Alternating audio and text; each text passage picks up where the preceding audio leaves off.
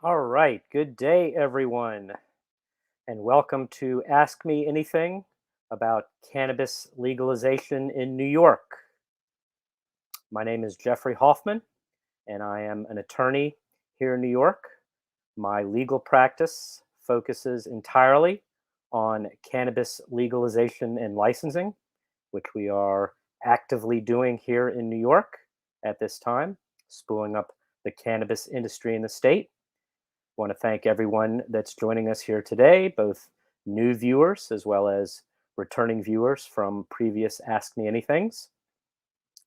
If you would like, please put your questions into the comments field here on LinkedIn, and we'll try to get to some of those. I have a number of questions, both left over from our last session, some very good questions from that session, as well as additional questions that I've received during the week, be it via email, LinkedIn Messenger, or text. Even a few that came from folks that I was speaking with by phone that just said, "Hey, why don't you answer this next week?" And so I told them that I would.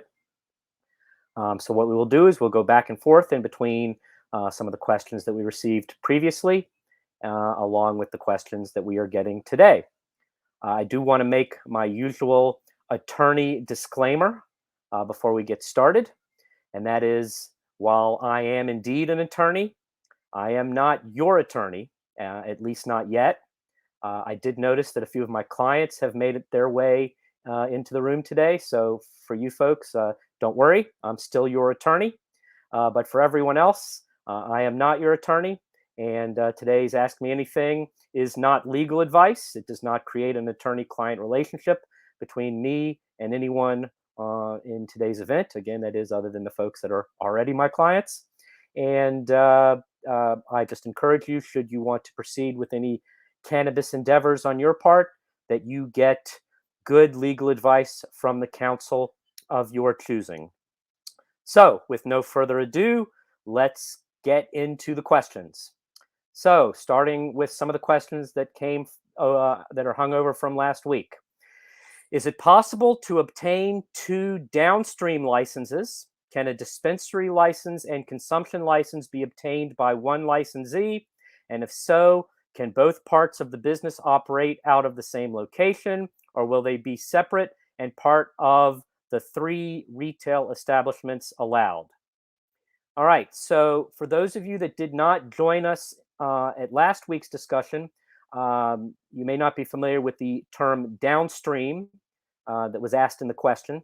So I have broken up the scheme for licensing here in New York into what I call upstream licenses and downstream licenses. And the upstream licenses are the licenses that you will see up to the retail tier of licenses. So in New York, those would be the cultivation license, the processing license, and the distribution license. And then the downstream licenses would be the things in the retail tier, the retail dispensaries, the on site consumption lounges, and delivery.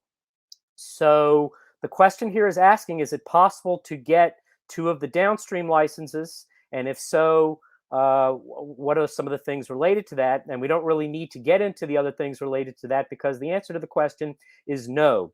You actually cannot get or mix and match, so to speak, any of the two main downstream licenses, those being the retail dispensary license and the on-site consumption license. The delivery license is a little bit special, and we may get into a question later. It's fairly unclear in the law about a lot of things related to the delivery license. Hopefully, that will be cleared up by the CCB via regulation.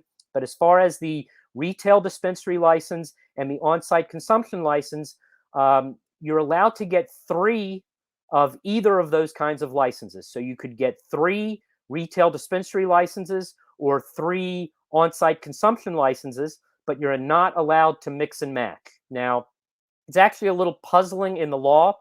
In the section where it talks about retail dispensary license, it doesn't say that you can't get an on-site consumption license, but in the section about on-site consumption licenses, it does say you can't get a retail dispensary license. So very often when you create very large pieces of legislation like this, you have to go back and clean it up afterwards once you realize where some mistakes were made or some things don't quite make sense. but it does seem fairly clear from the law, at least it is currently um, written, that you cannot uh, uh, have any of the two licenses. I noticed someone just said in the comments that they were not able to hear audio. If someone else in the room could say that they are hearing the audio, please just, if you wouldn't mind posting in the comments. I want to make sure folks are able to hear what we're doing, and that might just be an issue for the one individual.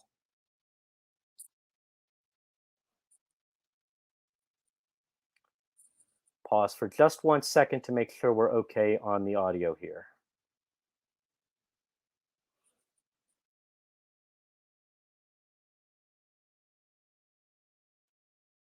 All right, so I got some folks weighing in, say they could hear. So to the one user that said you were not able to hear, you might want to check what is going on with the audio on your device. All right, so we will now continue with some additional questions. Uh, Another one that came previously, and this was a very interesting question that I got from someone that I believe is up in Massachusetts who is very interested in what's going on in New York. How is New York going to protect the marketplace and come good on their word when it comes to social and economic equity? Again, one of the issues has been many states have not really met the grade, so to speak, when it comes to social equity. Many states are attempting to backfill the social equity component of their laws and the rules in their state. Massachusetts is one of those that is attempting to backfill. This individual is just curious about what is New York going to do to try to do it better than some other states. And one of his main concerns was the fact that here in New York, the medical cannabis operators are eventually going to be allowed to do adult use cannabis, or what other states are calling recreational cannabis. And those are currently being operated by multi-state operators for the most part. In fact, Etain just got bought out recently by one. So how are you going to prevent these big multi-state operators that are in the medical space from impacting the social and economic equity? So going to have a pretty detailed answer for this one. First, I want to itemize what are the things that New York is doing as far as social and economic equity in the state, some of which is pretty novel, some of which other states have at least talked about doing but may not have implemented very well. But I do think New York has a very robust social and economic equity plan. Of course, as we always say, the proof will be in the pudding after it gets implemented. But let's just do a rundown real quick of what is New York doing to protect the marketplace and come good on their word when it comes to social and economic equity. So first off, many people are familiar with the conditional retail dispensary license, which has been proposed via regulation by the Cannabis Control Board. Now, it's going to take us some time, and there may be some modification to that, but it does seem fairly clear that that conditional license is going to happen. And justice involved individuals, that is, individuals that have been convicted of a cannabis crime in New York prior to March 31st, 2021, when the cannabis law came into effect, will basically be able to get first bite at the apple for a dispensary license.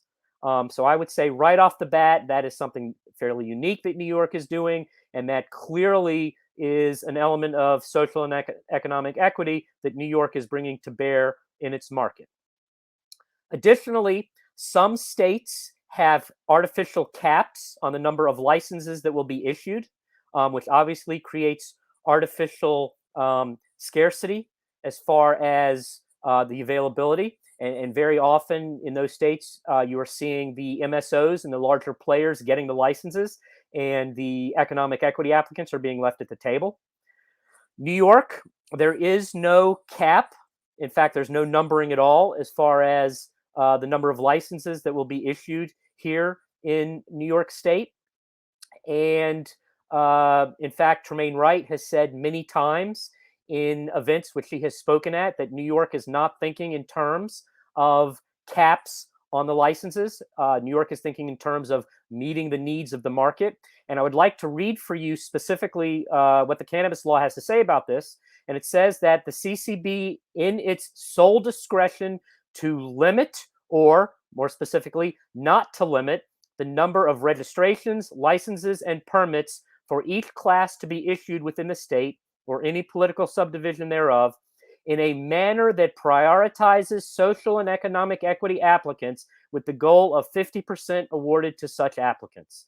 So very clearly, right there in black and white, again, as you've heard me say before, as we call black letter law, it says in the cannabis law that the CCB has this discretion, and Tremaine Wright has made it very clear that their discretion is no caps, no limits on the number of licenses, and it's very clear that the manner in which they issue them will prioritize social and economic equity applicants. It's widely implied to mean that social and economic equity applicants will actually get their applications reviewed first, and the goal is that 50% of those licenses will get issued to social and economic equity applicants. Additionally, when you look at the selection criteria, there are criteria itemized in the cannabis law as far as how the Cannabis Control Board is supposed to go about deciding who does or doesn't get a license. The number one criteria, the criteria that is listed first, and I assure you, it's not the legislature wasn't just throwing out criteria and maybe we'll have this one be number one. When you see things listed in legislation, the number one item listed is most often the most important. The number one criteria listed in the law is whether or not the applicant is a social and economic equity applicant. Another item, social and economic equity applicants are not required to have a right to property in their application. And what we mean by that is the social and economic equity applicant does not have to own the property where they're going to open their business or already have a lease to the property where they're going to open their business. What we've seen in a number of other states is people have been holding on to leases for months and in some cases over a year before they're able to open their cannabis business. This is a tremendous expense. Real estate is very often one of, if not the largest expense that most businesses will have. So while a standard applicant in New York will need to show that right to property in their application, the social and economic equity applicants will not need to show that right to property. They will simply need to present a plan to be able to get that right to property. Additionally, and this comes again as black letter law in the cannabis law, it says that the board shall waive or reduce fees pursuant to the cannabis law for social and economic equity applicants. That could be either a reduction or a complete elimination. My bet is it will be a reduction, although perhaps for some of the applicants. As you know, there are 3 licenses in the cannabis law: the nursery license, the delivery license, and the micro business license, where it says those licenses are to be specifically promoted to social and economic equity applicants. So I could see there being no fee perhaps for those licenses, but for the other licenses, the board shall waive or reduce the fees. Additionally, the law makes it very clear that low interest or zero interest loans are to be made to qualified social and economic equity applicants. This is something we're already seeing in a discussion via the $200 million fund, which DASNY is going to stand up to make retail dispensary locations available initially to those conditional retail dispensary licensees and perhaps to other social and economic equity applicants down the road. And then last but not least, in the law, there's a specific provision for a chief equity officer. So in addition to the Cannabis Control Board, the Office of Cannabis Management, there is to be a chief equity officer whose role it is to oversee all of these social and economic equity components of the law. So I think you see right there, there really is a tremendous amount of things that the state is doing for social and economic equity applicants. Now, I do want to address the second part of the question, which was particularly dealing with what we are calling in New York the registered organizations. All of us lawyers love acronyms, so we call them the ROs. The ROs are basically the entities that are in the medical cannabis part of the program here in New York State. Again, I believe most, if not all, of those ROs are MSOs, multi-state operators, or other large entities that are involved in cannabis. So there's this concern that if you let these registered organizations, and it is a provision in the law that eventually they will be able to sell adult use cannabis, won't that completely wipe out the rest of the market and really negatively impact the social and economic equity applicants? So it is my opinion that that will not necessarily be the case. In fact, there's some fairly strong protections in the law that may protect that. One of them came up at an event that Tremaine Wright spoke at this past, I believe it was 2 weeks ago. I've posted that video to my LinkedIn thread if you want to look to it a few posts ago. It was the Downtown Cannabis event that community boards 1, 2, 3, and I believe 4 worked on together.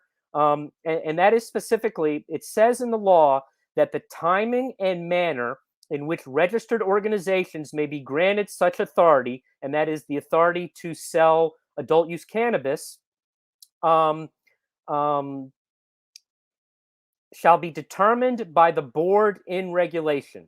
So it's entirely up to the Cannabis Control Board as to when the ROs will be allowed to sell adult use cannabis and not just medical cannabis. And if you watch the video that I've posted at about the 1 hour, 14 minute, and 30-second mark, Tremaine Wright very specifically addressed this. And she says to the people that are concerned, you must be able to read the tea leaves or be able to read my mind. There's no timeline for these registered organizations to be able to sell adult use cannabis. This is not something we're contemplating now. We are opening up the adult use market. The law says we are to deal with social and economic equity applicants. And yes, someday the ROs will be able to sell adult use cannabis, but that's not what we're thinking about right now. So it does seem fairly apparent from her comments that it will certainly not be once retail gets going late this year or early next year that the ROs are going to be able to be in the adult use market. It is almost certainly going to be at some point after the market has established itself and social and economic equity applicants have had the opportunity to, so to speak, get on their feet. Additionally, it says in the law that the board shall not allow registered organizations to dispense adult use cannabis from more than 3 of their medical cannabis dispensing locations. So it's not like the ROs are going to be able to open up all over the state.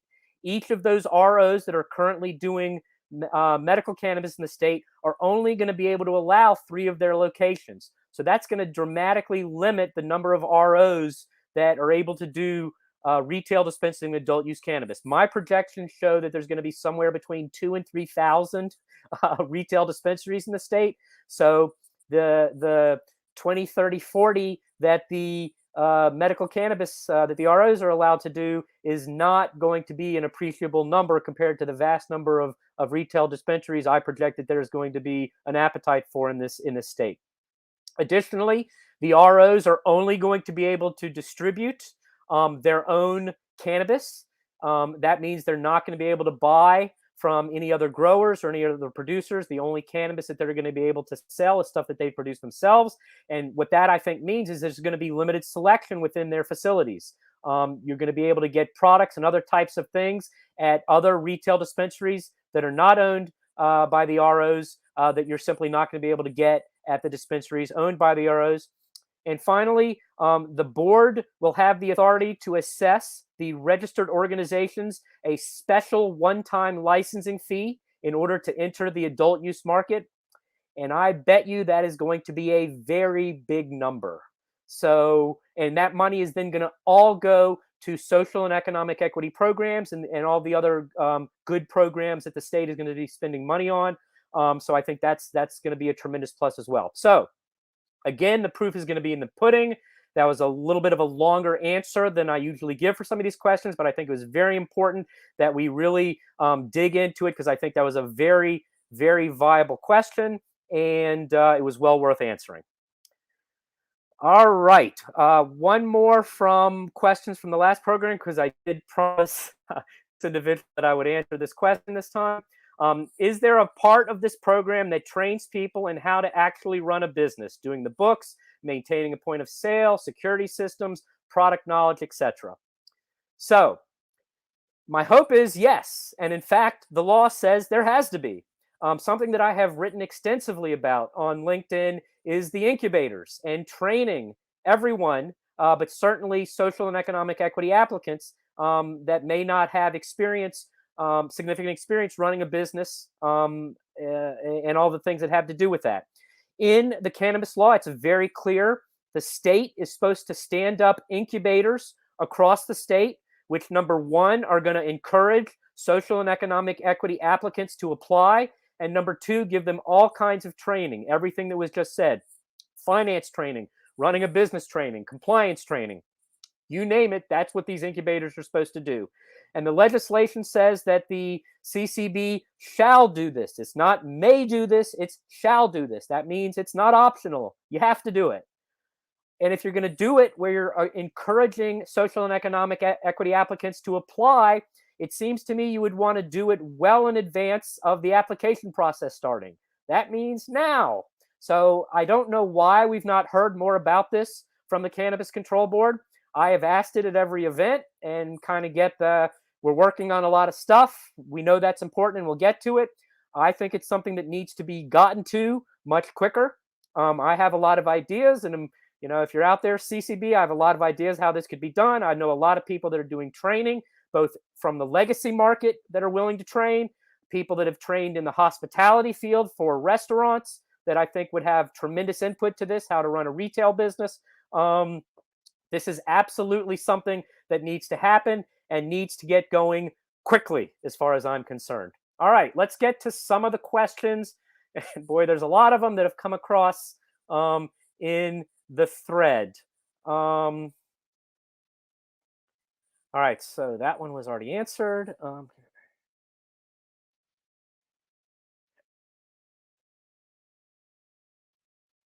All right. Do social and economic equity applicants include women-owned, and I assume businesses is the term there, businesses? And so, yes, indeed. The criteria that are listed to be considered a social and economic equity applicant include a minority-owned business, a woman-owned business. Very interestingly, a minority and woman-owned business. It just so happens that in the law they consider that a separate category. Distressed farmers, service-disabled veterans, and then individuals that are in a community which has been disproportionately impacted by cannabis enforcement during Prohibition. Additionally, there is special consideration for folks that meet the location requirement as far as being in an area that has been disproportionately impacted by cannabis enforcement and has an income lower than a certain percentage in the area that they live in, and has been convicted of a cannabis offense or is a family member or what have you of someone that was convicted of a cannabis offense. Again, there is an and joinder there. I know a lot of people have been reading those three things using an or joinder. It's not one of those three things. You have to have all of those three things. So those are the qualifications as listed in the cannabis law to be considered a social and economic equity applicant. Next question. Will gray market dispensaries operating right now, and I want to be very clear, there is no gray market. What these dispensaries are doing is 100% illegal, have an advantage in gaining a license once licensing is established. So first, I want to unpack a little bit what I just said about this being illegal, and then second, we'll talk about whether or not they're going to get a benefit. So first off, throw the retail part out of it. What these individuals are doing in many places is called gifting. That is where I buy a Grateful Dead Space Your Face sticker from you, and the price happens to be $60, which seems to me to be a heck of a lot for a Grateful Dead Space Your Face sticker, unless it was autographed by Jerry Garcia himself. Nonetheless, I buy that from you, and it just so happens that you are so happy that I bought that Grateful Dead Space Your Face sticker from you that you want to gift me $60 worth of cannabis. Other areas are doing it where the enterprise paints itself as a membership club, and it's simply a membership fee that you're paying, and that fee is for them to be able to enable your ability to get cannabis. All right, so that's all illegal. I don't want to really go into detail on the sales side, them to the consumer, why it's illegal, because some people like to argue about that. I simply want to go to the supply side. Forget the retail side. Where are these organizations that are selling that cannabis in the quote unquote gray market getting their cannabis? Anyone? If they grew it, that's illegal. If they bought it from someone else, that's illegal. If they brought it in from some other state where cannabis is legal, whoa, The FBI now wants to speak with you, okay? So the supply side of that is completely illegal. So forget retail, assume everything they're doing on the retail side was legal. The supply side of it is entirely illegal. So there's no gray market. Everything that you're reading about in the news about all of these types of things, 100% illegal. So, will these entities have an advantage in gaining a license once licensing is established? Now, as far as getting a license, they absolutely will not. And in fact, they will very likely face a deficit or, in fact, the inability to get a license. Tremaine Wright has made it very clear that the Cannabis Control Board is watching, especially the entities that are in the news in the New York Post or in Newsday every other day about what they're doing. And she's made it very clear that if you keep this up, you will not be able to get a license in New York to do sell cannabis or frankly any of the cannabis licenses. They have already sent cease and desist letters to a number of these entities. I believe she said it's a couple dozen. They have, since the first batch of cease and desist letters went out, sent out a second batch of cease and desist letters. In fact, at the event that I mentioned, this downtown cannabis event, and I posted about this in my LinkedIn thread if you want to go take a look at it, Tremaine Wright made a little bit of news that the Department of Taxation and Finance here in New York is going to start fining the entities that are participating in this so-called gray market. Again, I'm strictly going to call it the illegal market. Let me be very clear. So the short answer to that is no. They're not going to have an advantage, and not only are they not going to have no advantage, they may not even be able to get a license. Now, let me be very clear. I'm not in favor at all of anyone being arrested. No more arrests, no more convictions, nobody else going to jail for cannabis. We've had enough of that in my lifetime and before in this country. That being said, I am a fan of people, if you're going to flout the law a little bit during a transitional period in the law, I'm a big fan of you not promoting the law, promoting your flouting the law and getting on the news and saying everything you're doing is kosher and above board and we're the good guys. I'm not a fan of that. The legacy market, the smart players are not doing that. The folks that are still growing in the legacy market are still being very quiet about it and growing in the legacy market. The folks in the legacy market that are still delivering are still running their businesses. Nobody is messing with them, but they're being cool about it. They're not telling the world that everything I'm doing is legal and we don't need no stinking licenses. You remember there was a great movie, We Don't Need No Stinking Badges. We don't need no stinking licenses. So legacy market, keep doing your thing. We want to encourage the legacy market eventually to come over and be licensed and participate, because that's how we're going to make the licensed market successful. But these entities that are flouting the market openly will not be, at least as far as Tremaine Wright has said, will not be able to get cannabis licenses. All right, let's move back to a few of our other questions that we had previously. Will there be processors coming online before the dispensaries are approved and operating?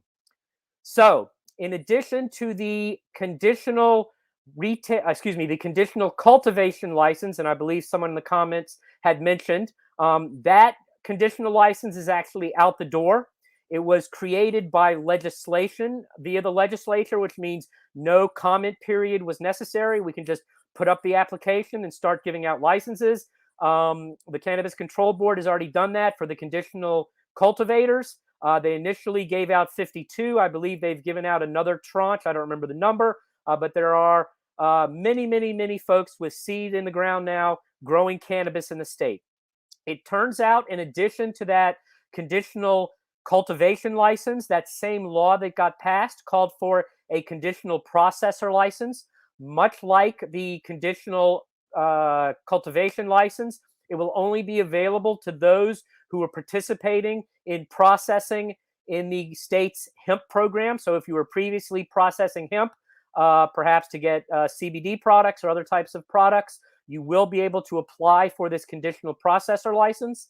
At least it seems that will be the case. The CCB has not moved forward yet on opening up that application. My guess is that they will be doing that in the not too distant future, and I would think certainly before the conditional retail dispensary licenses become available. Since the conditional retail dispensary license is a regulation that has been proposed by the Cannabis Control Board, it does have to go through what is potentially a multi-pronged review period, a 60-day review period, which we're in the middle of right now, and perhaps a 45-day review period if they decide to make any changes to the regulation after this first 60-day review period. So we're still a ways out from that license being issued, but my belief is that, yes, indeed, that we will see processors coming online in advance of that, those retail dispensary licenses, in particular the conditional retail dispensary license, coming available. All right, another one.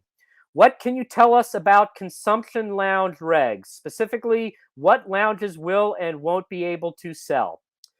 So let me be very clear. We know exactly nothing about consumption lounge regs at this point. None of the regs have been proposed yet by the CCB. Initially, Tremaine Wright said we're going to get those to you late winter. She then said we're going to get those to you early spring. I'm looking at my calendar. I think we're somewhere in mid-spring now. I want to be fair. The Cannabis Control Board is building the airplane as they're flying it. They're doing a lot of good work. I do think they need to hurry up and get these regulations out there because I think they're going to get overwhelmed with comments about them. But nonetheless, we do know quite a bit about the consumption lounge from the legislation, from the cannabis law. And it does seem that generally you're going to be able to sell everything that a retail dispensary would be able to sell. So any product, be it flower, concentrates, vapes. Vapes are obviously a concentrate, but you get my point. Anything across the board there, the consumption lounges are going to be able to sell. What is perhaps a little bit more interesting is what the consumption lounges will not be able to do.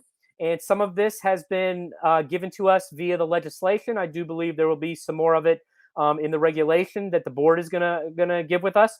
Just to give you an idea of what will not be permitted at the consumption lounges.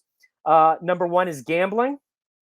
Number two, and the words for number two is exposing or simulating. Basically, what that means is you will not be able to have a strip club that is also a consumption lounge. You will not be able to have contests. So I guess no raffles at your consumption lounges. It's interesting that may prevent, trivia contests. I think perhaps the Cannabis Control Board should get in there and say we're going to allow trivia night at the consumption lounge, but it does seem that perhaps contests would apply for that. And also, you're not going to be able to allow fireworks in your on-site consumption lounge. Some very odd things. This is what the law says. So I guess on 4th of July, have your fireworks celebration somewhere else other than your cannabis consumption lounge. Now, it also seems very clear that they're not going to allow alcohol at the consumption lounges. It's very interesting. It does not specifically say, I don't believe, in the consumption lounge section that they don't allow alcohol. It does not say it in the specific place where it talks about gambling, strip clubs, contests, and fireworks.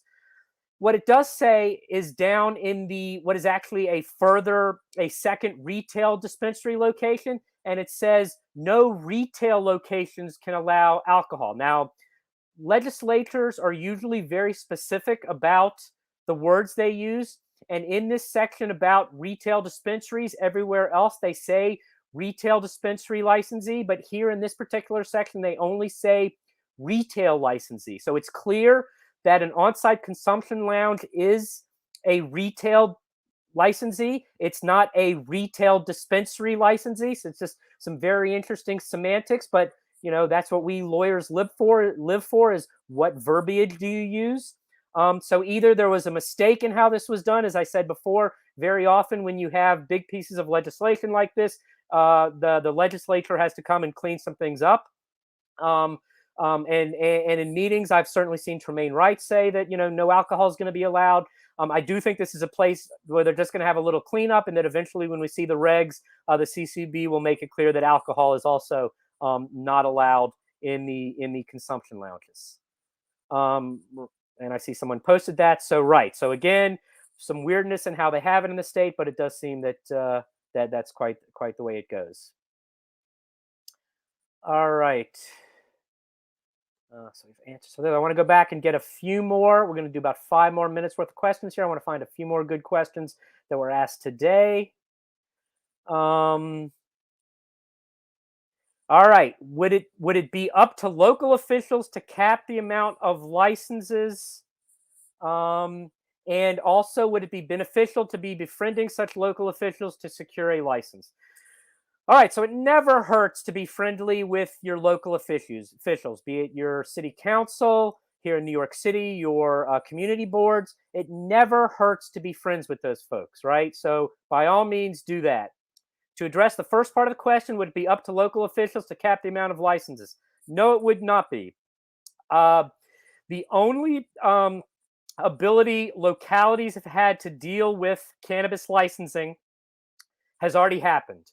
And what that was is up to December 31st, 2021, localities were able to opt out of there being two kinds of licensees within their jurisdiction, that being the retail dispensary and the on-site consumption. So let's say you're in a jurisdiction that opted out of those two things. They absolutely could not opt out of any of the other licenses. So even if they opted out of retail dispensaries and consumption lounges, you can still get a cultivation license there, still get a processing license there. Interestingly enough, can still get a delivery license there. So that is the sum total of the limitations that localities can put on that. Now, the ones that opted out by December 31st, 2021, can opt in at a later date, and frankly, I think most of them will once they see how much in tax dollars they're going to miss out on, because you only get the tax dollars from the dispensaries and the on-site consumption lounges if you opted into them. So I think we will see a lot opt in. But if you did not opt out before December 31st, 2021, it's too late. You can't opt out anymore. Now, all of your normal zoning rules and time and place rules will perhaps be still viable within organizations, so within areas. So if you have an area that's strictly licensed residential, you'll not be able to open an industrial facility to do processing within an area that's strictly zoned residential. So all of the normal zoning types of rules that localities will have certainly still in play, and so that may limit who can go there simply because of the zoning, but it's not within their ability to limit strictly by numbers. That is totally the purview of the Cannabis Control Board. Again, the beneficial part of befriending everybody. Look, it's just always a benefit to be on the good side of your local elected officials. The one piece of the puzzle that they will have some input on is if you're looking to get a retail dispensary license or an on-site consumption license, you do have to notify the appropriate entity within your jurisdiction. Here in New York City, that will be the community boards. It's very similar to how getting a liquor license works. You notify them. You will then typically go in front of them and present what your plan is. And then they have the ability to send a letter to the authority, be it the state liquor authority for alcohol, obviously, to the Cannabis Control Board and the Office of Cannabis Management for cannabis, indicating their approval or non-approval. Again, that's not dispositive, simply whether they think it's a good idea. Tremaine Wright has made it very clear that if you're against allowing the entity, you better have good reasons for it. It's not good enough that we don't like the people that are opening it, or we just really don't want cannabis dispensaries or on-site consumption lounges. It needs to be a real reason, like the guy that's applying has opened businesses here before, and he's had all kinds of tax delinquencies, and he has an F from the Better Business Bureau. Those are reasons to deny or to say we're not in favor of it. It's not a reason in favor to say we just don't want a cannabis dispensary, or we don't want more cannabis dispensaries. That is not a legitimate reason as far as the Cannabis Control Board is concerned. All right, it's 5 o'clock. I'm going to do one more question from the previous questions. A tremendous number of people asked questions in the comments. Thank you very much for that. I'm going to note down all of your comments. We're going to answer them in future sessions. Again, we do this every Wednesday at 4:20. So we're going to answer a bunch more of your questions there in the future, but I'm going to answer one more that we got this week, and that'll be it for this session. Was wondering about the odor of cannabis. If smoking is prohibited in an apartment, you can't smoke cannabis in the apartment. That is correct. But if I remember correctly, you will be allowed to have up to 5 pounds at home. Was wondering if the odor can create problems even though you don't actually smoke it. So what the questioner says there is correct. While out and about, you will only be able to possess 3 pounds of flour. I believe it is 24 grams of concentrate. At home, you will be able to have up to 5 pounds. That could be because you've gone to a dispensary and bought 3 ounces many times, or eventually here in New York, we're going to be able to grow at home. So you'll be able to keep the fruits of your labor, so to speak, and have up to 5 pounds of your own grown cannabis at home. So you would think that 5 pounds of cannabis that's not in some type of very hermetically sealed container would create quite a smell, as would smoking in apartments where you are allowed to smoke cannabis. So I live in an apartment building here in New York City where actually you are allowed to smoke in your own apartment. So I am allowed to smoke cannabis in my own apartment. So what about the odor problem? Generally in New York, there's a thing, and this is true in all states. Every state has a little bit different about how they deal with their laws. Something known as a warranty of habitability. And that means that if you have a landlord or if you live in a co-op or even in a condo, the condo board or the co-op board or your landlord has to give you what is known as a warranty of habitability. So, for example, if the water goes out in your building and it's out for weeks on end, your apartment is no longer habitable. So your landlord has breached that warranty of habitability and has to make an accommodation for you. They either have to put you up somewhere else or put porta potties out in front of your apartment, which is not a great solution. I've seen that at many places where the water has been out in buildings. But generally, there is a duty of whoever is responsible for the area where you live, the building which you live in, to provide this warranty of habitability. Normally in New York, the biggest issue related to that is noise, right? So it's too noisy. Very often people complain that, your children are stomping across your hardwood floor in tap shoes at 3 in the morning, or you're playing your stereo much too loud and you're keeping us up. And there's a whole process to go through reporting the noise problem, then, having a sound engineer come out and see if it's really a problem. It's an involved process, but there absolutely is a process for that. So I absolutely believe that there will be complaints about such odors, both from people smoking and both from people having a lot of cannabis in their apartments.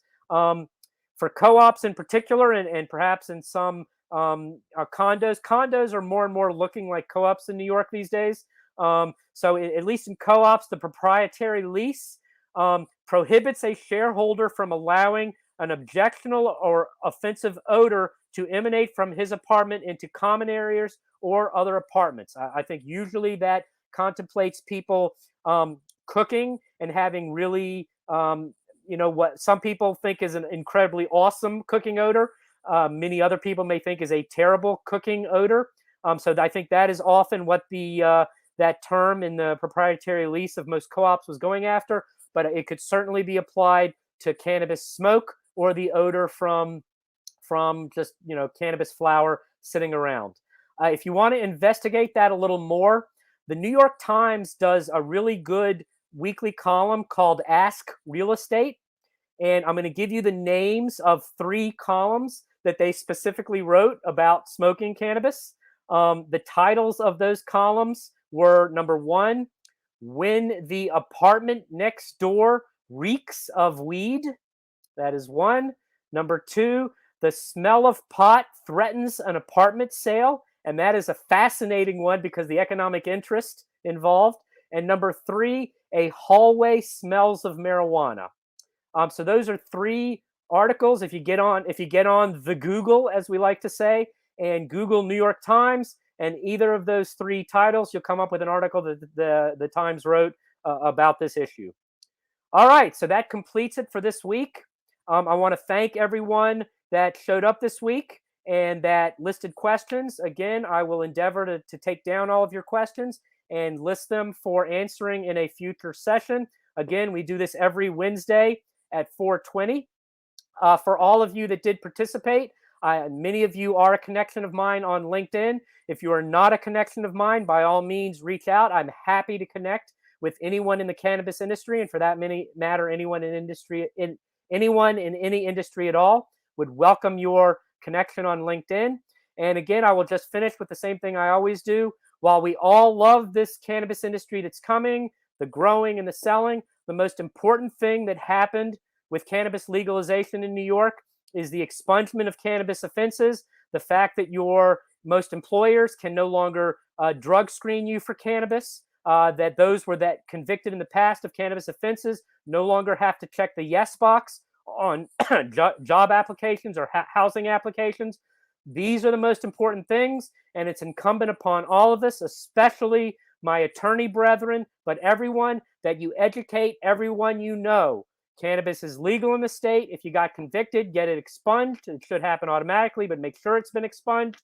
You can't be drug screened on your pre-employment screenings for cannabis, and you don't have to check the yes box on job or housing applications. That is the real win, even though, look, I'm so excited about this cannabis industry and can't wait, right? We love it. Thank you, everyone. We'll see you next Wednesday at 4:20. Have a good one.